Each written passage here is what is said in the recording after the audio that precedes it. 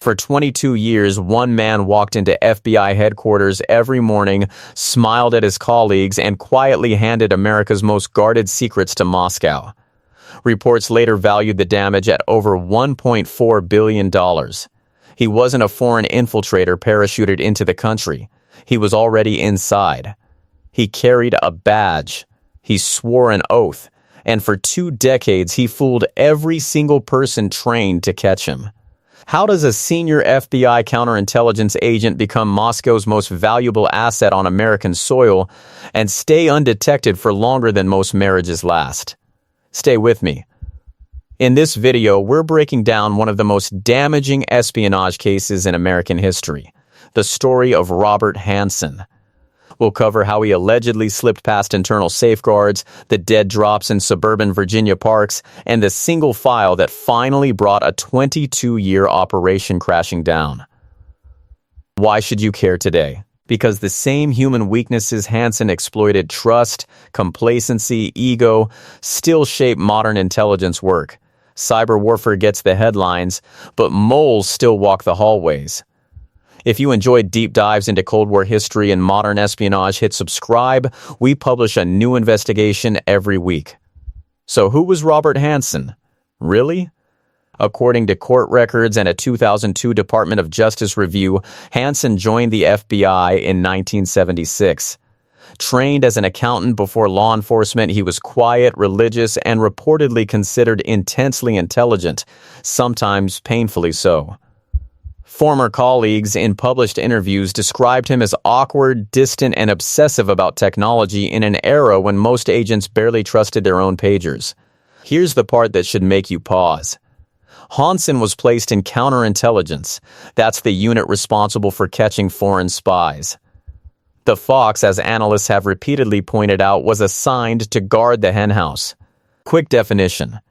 Counterintelligence is exactly what it sounds like, the branch of intelligence work that hunts enemy agents operating inside your country. It's a job built on paranoia.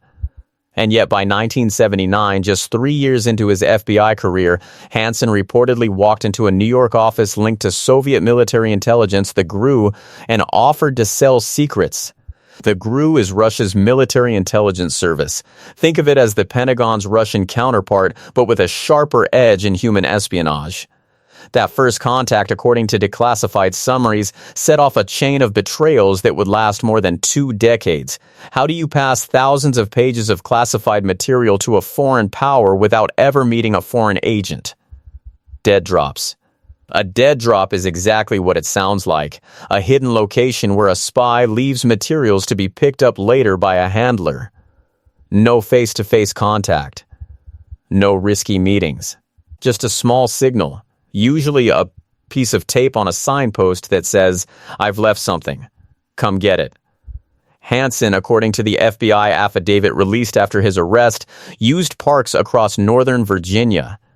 One of the most well-known sites was Foxstone Park, a quiet suburban green space tucked behind ordinary family homes. There, packages of classified intelligence allegedly changed hands without a single word being spoken. Here's a stat that still stuns analysts. Over the course of his alleged operation, Hanssen reportedly passed more than 6,000 pages of classified documents and over 25 computer disks to Soviet and later Russian intelligence. What did the other side reportedly receive? The identities of U.S. intelligence sources operating inside the Soviet Union, details related to America's nuclear war response posture. Information on U.S. double agent operations, and, perhaps most damaging, the existence of a secret tunnel beneath the Soviet embassy in Washington, reportedly built for eavesdropping. Defense analysts have argued that this single disclosure may have rendered an estimated hundreds of millions of dollars in surveillance infrastructure useless overnight. Now you might be asking, how does a senior FBI agent betray his country for 22 years without anyone noticing? According to official reviews, 3 reasons stand out. 1, he reportedly never took a polygraph.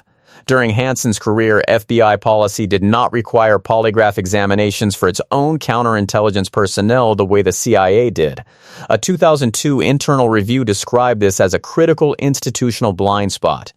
2, He kept his handlers at arm's length. Hanssen reportedly never told his Soviet contacts his real name. He used the alias Ramon Garcia. He chose his own drop sites. He set the rules. By controlling the relationship, he made it nearly impossible for any defector to identify him. 3. He hunted moles for a living.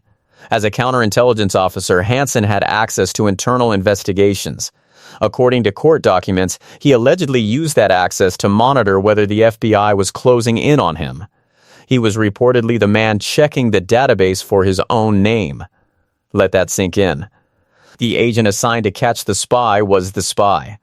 For historical context, this kind of inside-out betrayal isn't new.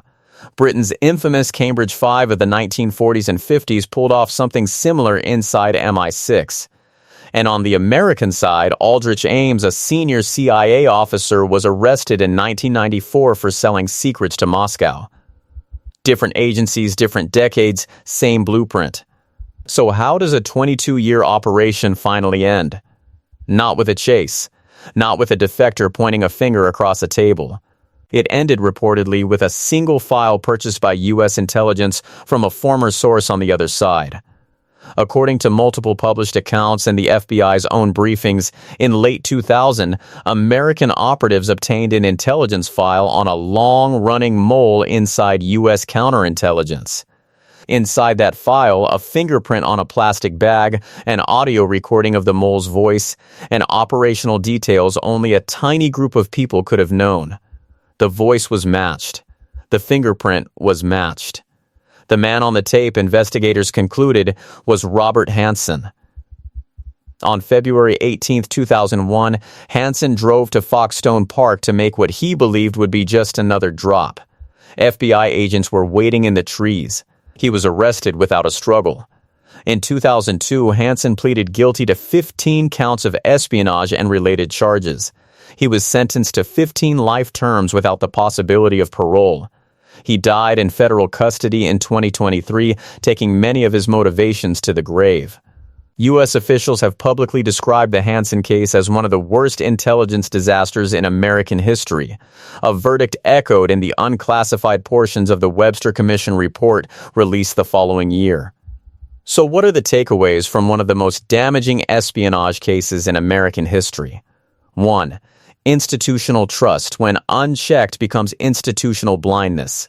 The same systems built to protect secrets can shield those who steal them. 2. Modern espionage isn't always cinematic. It looks like a quiet man in a suburban park, a piece of tape on a signpost, and a routine no one questions for 22 years. 3. Every intelligence agency in every country is still wrestling with the question Hanssen forced them to ask: how would we even know? Here's my question for you. Do you think a case like Robert Hanssen's could happen again today?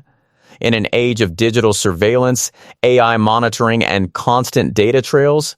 Or has technology made the lone insider extinct? Drop your thoughts in the comments. I read them all. If this breakdown brought you value, hit that like button, subscribe for more deep dives into Cold War espionage and modern intelligence. Stay sharp, stay curious, and as always, question everything.